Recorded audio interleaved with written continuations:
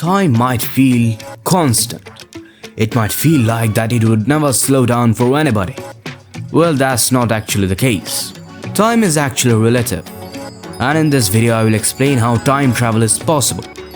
Well, sort of. More specifically, we will be diving into the topic of time dilation. But before we get to that, let's learn about some important things. According to science, motion is relative. This was first introduced to us by Galileo Galilei.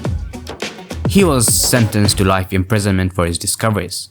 But anyway, according to relative motion, every object moves with respect to other objects. I'll give you a quick analogy. Imagine you are on a moving train. In your perspective, the train is stationary and the world around you is in motion. But if someone outside the train sees us, then in his perspective, the world is stationary and the train is in motion. This means that an object's motion is dependent on one's perspective. Alright then, let's talk about time. More specifically, let's talk about time dilation. Most of you might think that time is constant no matter the location. Time just seems like a never-changing force. It keeps moving forward without stopping for anyone. Well, that's not actually the case. Time is actually relative. This also means that time travel is actually possible. Sort of. When an object is in motion, time actually runs slower. This phenomena can occur at any speed. Yes, this means that time runs slower when you are on a moving train or a moving bus, and even when you are just running or just walking. But in this case, the slowing down of time is really subtle, so we don't really see it happening in real time. But when we develop the speed to be near the speed of light, the slowing down of time can really be seen. Well, not exactly if you are the one who is experiencing the motion. In your perspective, time would be running just as usual. But compared to the world around you, you would actually be running through time slowly.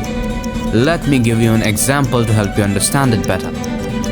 Imagine a clock with two perfect mirrors that are facing each other. Then imagine we somehow leave a light particle between those two perfect mirrors.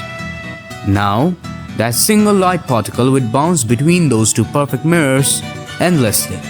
Every time the light particle hits one of the mirror, it will be considered one tick. Now imagine that there are two people named Toki and Hikari. We will give them both this light clock. Toki will stay stationary on Earth, but Hikari would be put into a spaceship that travels at near light speed. Now let's start the experiment. Also remember one crucial detail. The speed of light is constant. Its speed is approximately 300,000 km per second. Alright then, let's start with Toki, who is stationary. Everything seems to be going as predicted. The light particle is going back and forth between the two mirrors. The speed of light seems to be constant, and all the math seems to match up. Perfect. Well now, let's go to Hikari, who is traveling at near light speed. In his perspective, the light clock also seems to be working just fine. Hikari's light clock is behaving in the same way Toki's is. Everything seems normal, right? Wrong. We didn't factor in the motion of the spaceship. The spaceship is moving at near light speed with the light clock in it. This means that the light clock is covering more distance in the same amount of time. The light particle inside the clock is covering the distance of 300,000 km per second plus the distance that the spaceship is covering. But we know that that's not possible because the speed of light is constant. Its speeds cannot go over 299,792,458 meters per second. It's basically a universal speed limit. But here is the light particle in the spaceship casually breaking that limit. So how did that happen? Well, time actually slowed down. Yes, time literally slowed down so that the light particle wouldn't break the speed limit. Now let's bring Hikari back to Earth. After his return, let's compare the light clock that was traveling at high speed versus the light clock that was stationary. We can see that the light clock that was traveling at high speeds has fewer ticks than the one that is stationary. And that's how time slows down for fast-moving objects. it's not just motion that affects time. Gravity can play a role in it too. According to the theory of general relativity, gravity can curve space and time. Okay, first of all, let's think about space and time as some sort of trampoline or fabric. Also, the analogy I'm about to give you is a bit oversimplified, but it's usable for this situation. Imagine putting a somewhat heavy ball on top of a trampoline. We'll be able to see that it creates a dip in the trampoline. This is how mass curves space-time.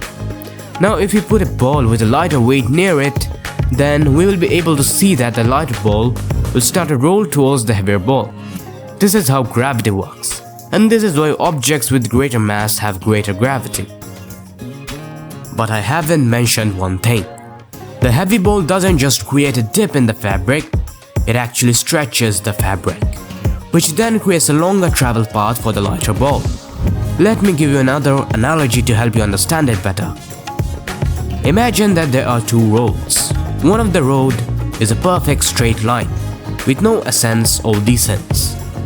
But the other road is like a wave with many ascents and descents. Now let's imagine that we have to go from location A to location B. First, let's go there using the straight road. After that, let's use the wavy road to go back. On which road do you think the distance was longer? Correct, the wavy road. And this is also why stretched fabric has a longer travel distance. Let's apply all of these to gravity. First, mass curves space and time, which creates a dip in the fabric of space, and this dip stretches space and time. Now let's imagine a single light particle moving towards a planet with a fairly great mass, and this mass curves and stretches space and time. After the light particle has entered the area of the curved space and time, the actual distance between the light particle and the planet has increased due to the stretching of the fabric of space. Exactly like how it did on the trampoline. So this means that light has to cover a greater distance in the same amount of time. But we know that the speed of light is constant. This means that light can't possibly cover a greater distance in the same amount of time. Well then, how do we make sense of this? Well, time slows down to make up for the extra distance.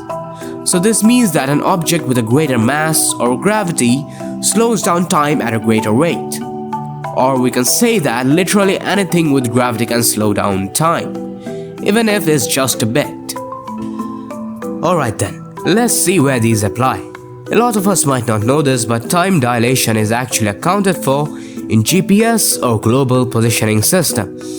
They actually put ultra-accurate atomic clocks on satellites. They use a special equation based on Einstein's theory of relativity to calculate how much slower the satellite clocks tick due to their speed.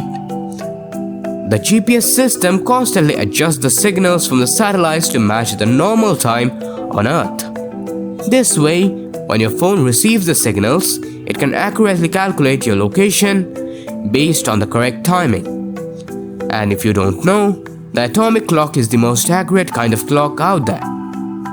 It tells the time by monitoring the teeny resonant frequencies of atoms.